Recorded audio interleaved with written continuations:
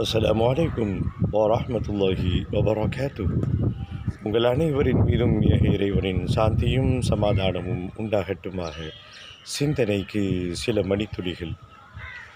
ஒரு மௌத்து வீடு சோகத்தையும் தாண்டி கலகலப்பாக மாறியிருக்கிறது.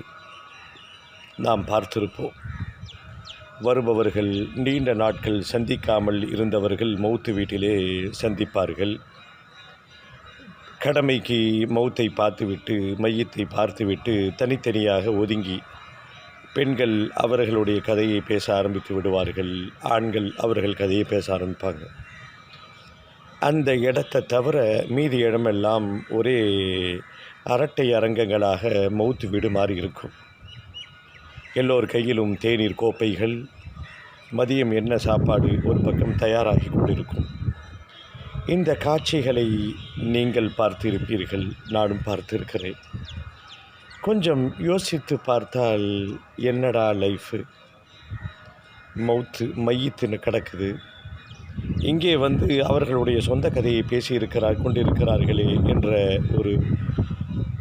ஒரு எண்ண ஓட்டம் நமக்கு ஏற்படும். ஆனால் உண்மை என்ன தெரியுமா?